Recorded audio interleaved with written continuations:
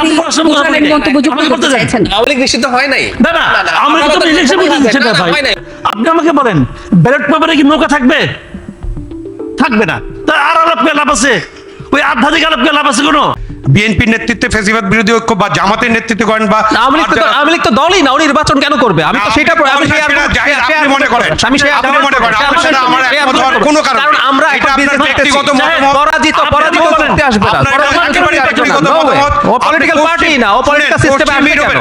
জাহিদ পশ্চিম ইউরোপের উদাহরণ দিয়ে কোনো লাভ নাই। লাভ আছে, ডেমোক্রেসি ওখান থেকে শিখেছি আমরা, ডেমোক্রেসি ওখান থেকে শিখেছি। আমরা আমেরিকা যদি হ্যাডাম থাকে, তাদের যদি চোর ডাকাত বাটপার যেগুলো আছে তার বাইরে কেউ যদি নির্বাচনে দাঁড়ায়, স্বতন্ত্র করুক। ওই সময় তলব করেন আপনি, ব্যাকরণ নিয়ে আসেন, অমুক নিয়ে আসেন, তমুক নিয়ে আসেন, ব্যালট পেপারে নৌকা থাকবে কিনা, দ্যাট ইজ দ্য পয়েন্ট। কারণ আমি বলতে চাচ্ছি আওয়ামী লীগের স্বার্থ নিয়ে আমার কোনো কথা নাই। আমার কথা হলো যে লোকটা সারা জীবন নৌকায় ভোট দিয়েছে তার জন্য আপনি কি রাখলেন? বৈঠাও রাখবেন না, জাহাজও রাখবেন না, তো সে কি করবে? তার অধিকার তো আপনি ক্ষুণ্ণ করলেন। একটা রাষ্ট্র, একটা সরকার যখন এই ধরনের কাজ করে, সেই কাজটাকে আর আপনি যত কিছু বলেন, আমি এটার একটা জবাব দিই। মানে আওয়ামী লীগ কি করবে? আওয়ামী লীগ যদি মনে করে তার জনসমর্থন আছে, পাকিস্তানের তেহরিক ইনসাফের দল নিষিদ্ধ করা হয়েছে, মানে এক মিনিট, ষড়যন্ত্রমূলক ভাবে ওদের মার্কা নিষিদ্ধ করা হয়েছে, ওরা স্বতন্ত্র দাঁড়িয়ে মুসলিম লীগের চাইতে বেশি জিতেছে, ওরাই একক সর্বোচ্চ দল হয়েছিল। আওয়ামী লীগ যদি হ্যাডাম থাকে, তাদের যদি চোর ডাকাত বাটপার যেগুলো আছে তার বাইরে কেউ যদি নির্বাচনে দাঁড়ায়, স্বতন্ত্র করুক। আমরা দেখতে চাই তাদের কত বড় শক্তি আছে। তেহরিক ইনসাফ দেখিয়েছে না? দেখিয়েছে, ওরা দেখাক, আমরা একটু দেখতে চাই। আব্দুল উত্তর যুক্তি দেন, জার্মানি নিয়ে আসেন, সুইজারল্যান্ড নিয়ে আসেন, সব যুক্তি উদাহরণ নিয়ে আসেন ভাই। আমাদের দেশের বাস্তবতা হলো, এই দেশের রাজনৈতিক দল হলো বেসিক্যালি দুইটা, আওয়ামী লীগ আর বিএনপি। শেখ হাসিনা খারাপ ছিল, আপনি আমাকে বলেন আওয়ামী লীগের খারাপ দল, আপনি নির্বাহী আদেশে তাকে নিষিদ্ধ করছেন। নির্বাহী আদেশের আদেশ আপনি দিতেই পারেন, নির্বাহী আদেশটা কে সই করছে? আপনি কে ভাই? আপনার কি গ্রহণযোগ্যতা ছিল আমাকে আপনি বলেন? আপনার কি অতীত, আপনার কি বর্তমান? ওই যে আপনার আমল নামা নিয়ে তো এক সচিব, সাবেক সচিব তো বসে আছে, সে তো বলতেছে 8টার নাম আছে, ওই 8টার মধ্যে তো আপনিও আছেন। ছাত্র রাজনীতি করা যাবে না, এটা হচ্ছে আর্গুমেন্ট এই ট্রমার কারণে। আচ্ছা, আওয়ামী লীগ দল হিসাবে তো এই দেশটাকে শেষ করে ফেলেনি। আওয়ামী লীগ তো শেষ পর্যন্ত পলিটিক্যাল পার্টি ছিল না, ওইটা একটা মাফিয়া গ্যাং ছিল। আমি বলি 18 পর থেকে একটা মাফিয়া গ্যাং ছিল। তো তাহলে দেশের রাজনৈতিক দলগুলোও নিষিদ্ধ করে দেই আমরা। আওয়ামী লীগ যেহেতু দেশ ধ্বংস করেছে, আরেক রাজনৈতিক দল গেলেও তো দেশ ধ্বংস করবে, এই আলাপ হচ্ছে কিন্তু দেখবেন। নিষিদ্ধেই কি সমাধান? তাই তো বলছি, তাহলে তো দেশেই রাজনৈতিক দল বন্ধ করে দিয়ে ডক্টর ইউনূসের সরকারের মতো একটার পর একটা সিলেক্টেড লোকজন এসে দেশ চালাবে, যেহেতু দল খারাপ। তো একই রকম যুক্তি। জাহিদুর রহমান, এখন যদি রাজনীতি নিষিদ্ধের দাবি ওঠে, রাজনীতিও নিষিদ্ধ হয়ে যাবে কিনা? আমি এটাই বলছি, যদি ওই যুক্তি সঠিক হয় তাহলে জাতীয় পর্যায়ে রাজনীতি নিষিদ্ধ করে দিতে হবে। হয় নাই। আচ্ছা, আওয়ামী লীগ কি নৌকা মার্কা থাকবে? আমি আমাকে শেষ করে তারপর আপনি বলেন যে আপনি চাইবেন না যে তারা স্বতন্ত্র দাঁড়াক। আপনি এখন আপনারা একটা কাজ করতে পারেন, রাজনৈতিক দলের একটা কাজ করেন। আপনারা ফ্যাসিবাদ বিরোধী আন্দোলন করছেন, একটা ঐক্য ছিল না আপনাদের 5ই আগস্ট পর্যন্ত, সেই ঐক্য তো এখন একটু ভঙ্গুর অবস্থায় আছে। আপনারা নিজেরা নিজেদের বিরুদ্ধে কথা বলছেন। আপনারা ফ্যাসিবাদ বিরোধী ঐক্য করেন, ইনক্লুসিভ নির্বাচন করেন, আওয়ামী লীগের বিরুদ্ধে ফ্যাসিবাদী ঐক্য করে তাদেরকে সহায় দেন। না, সেটা না, আওয়ামী লীগ স্বতন্ত্র নির্বাচন করতে পারবে না, এই কথা কোথাও নাই। স্বতন্ত্র নির্বাচন আওয়ামী লীগ করবে কেন? That is not Awami League. না, আওয়ামী লীগ একটা রাজনৈতিক দল। আপনি সেটা ফ্যাসিবাদী রাজনৈতিক দল হিসেবে আপনি আইনগতভাবে নিষিদ্ধ করেন নাই, একটা অর্ডার দিচ্ছেন, প্রশাসনিক অর্ডার, সেই অর্ডারের ভিত্তিতে তাদের কার্যক্রম নিষিদ্ধ করে রাখছেন। আপনি আওয়ামী লীগের যারা অপরাধী, যাদের বিচার হওয়া দরকার, তাদের বিচার করেন, বিচারে যান। আপনি ইচ্ছে করলে আরেকটা স্বৈরাচারী আইন করতে পারেন, সেটা আমি আপনাকে বলছি, আপনাদেরকে আরেকটা স্বৈরাচারী আইন করতে, যারা বিচারের মধ্যে আছে তারাও নির্বাচন করতে পারবে না। করেন একটা স্বৈরাচারী আইন। না করবেন, আপনারা করেন, করে আপনি আওয়ামী লীগের সাথে ফ্যাসিবাদ বিরোধী ঐক্য করেন সবাই মিলে। বিএনপির নেতৃত্বে ফ্যাসিবাদ বিরোধী ঐক্য বা জামাতের নেতৃত্বে করেন, বা আওয়ামী লীগ তো দলই না, নির্বাচন কেন করবে? আমি তো সেটা আপনি মনে করেন আপনার সাথে আমার একমত হওয়ার কোনো কারণ, কারণ আমরা এটা আপনার ব্যক্তিগত মতামত। পরাজিত করতে আসবে না।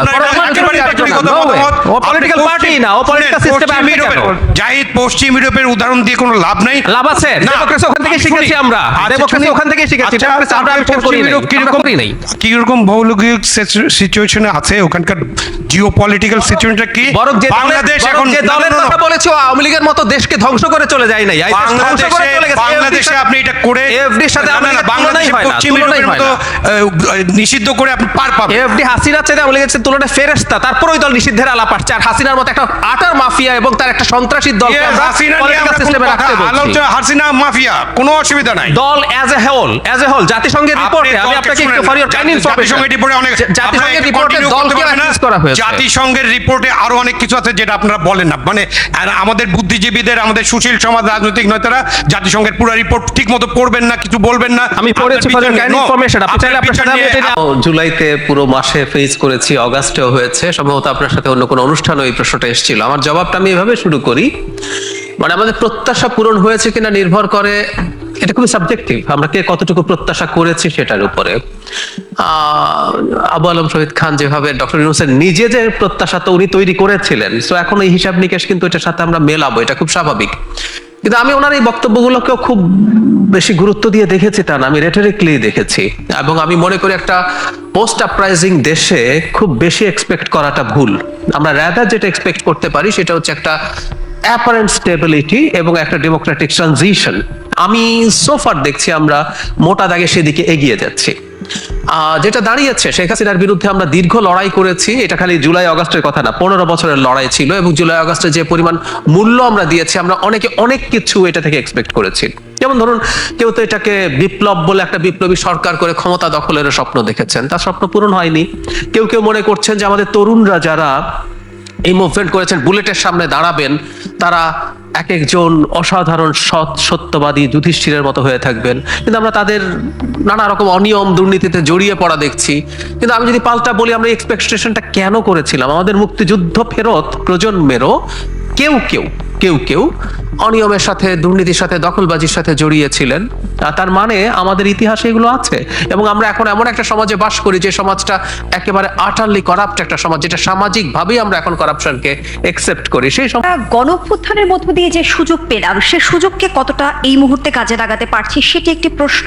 এবং মুক্ত সাংবাদিকতা কিংবা মুক্ত গণমাধ্যমের যে কথা আমরা শুনি, গণমাধ্যম এখন কতটা মুক্ত?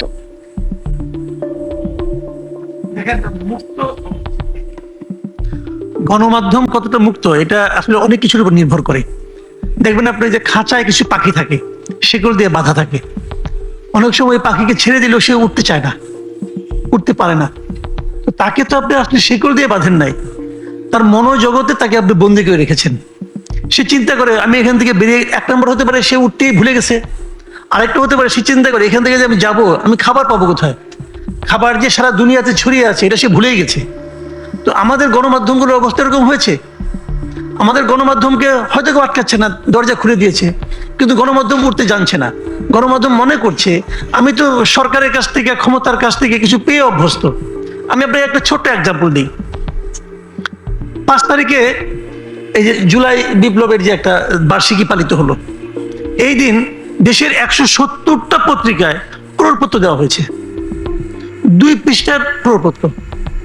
এবং এই ক্রোড়পত্র কিন্তু বিশাল ইনকাম ওদের জন্য, এক একটা ক্রোড়পত্রের জন্য তার মধ্যে 5 লাখ টাকা করে পেয়েছে।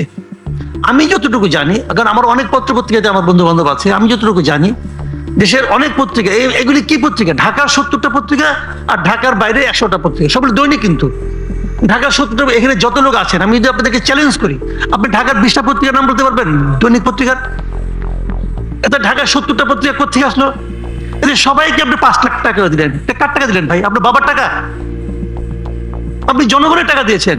যে রিক্সাওয়ালা একটা দেয়াশালাই কিনে 2 টাকা দিয়ে, আপনি তার কাছ থেকে টাকা নিয়েছেন। তার টাকা আপনি মুক্ত হস্তে বিলি করতেছেন কতগুলি বাটপারের কাছে। এই পত্রিকা মালিকগুলো, এদের কোনো ভূমিকা নাই এই ডিএপি থেকে বিজ্ঞাপন নেওয়া ছাড়া। তো ওদের এখানে যে লোকগুলো কাজ করে, পেটের দায়ে কাজ করে, আমরাও কাজ করি।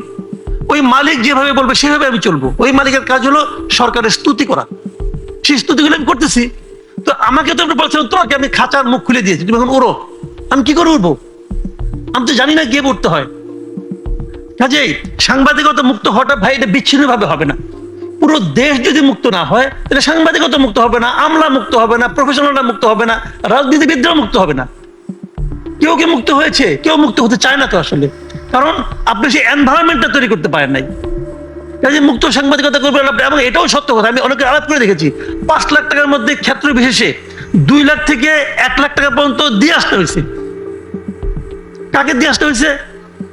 সেটা আগে যেটা ডিএপি থেকে নিত, ওখানে আবার একজন ছাত্র প্রতিনিধিও পড়ছে, তাকেও দিয়ে আসতে হয়েছে। এগুলি যারা দিয়ে এসেছে আমি তাদের কাছ থেকে শুনেছি। Is reality. তো আপনি কি চেঞ্জ করছেন? সরকার, আগের সরকার যে আমরা যাকে বলি, যে সরকারকে আমরা তাড়ালাম, শেখ হাসিনা সরকার, স্বৈরাচারী সরকার, খুব খারাপ সরকার, পৃথিবীর সবচেয়ে খারাপ সরকার যা বলতাম, তার সঙ্গে এই সরকার যেভাবে চলছে কোনো পার্থক্য নাই। নাম দিয়েছেন এটা বিপ্লবী সরকার, নাম দিয়েছেন গণঅভ্যুত্থানের সরকার, কিন্তু কোনো পার্থক্য নাই, একইভাবে চলছে। কোনো একটা কিছু করতে গেলে একইভাবে চলছে। তাহলে কি হাসিনার সেই লেগেসি বহন করছে এই সরকার? জি, বিবেচনা করেন বিবেচনা। যদি বিবেচনা না করেন আমি কোনটা ভাববো?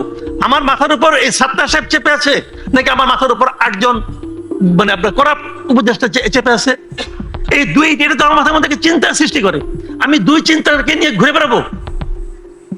একটা চিন্তা অন্তত আপনার সুরাহা করেন, এই সরকার পারবে না, এই সরকার পারছে না কেন সেটা আমি বলি।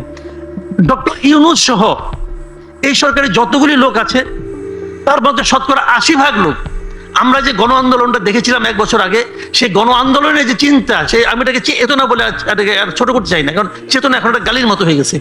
এই গণ আন্দোলনের যে চিন্তা ছিল, আকাঙ্ক্ষা ছিল, সেই আকাঙ্ক্ষাকে বেসিক্যালি ধারণ করেন না, এবং ডক্টর ইউনূস করেনি না।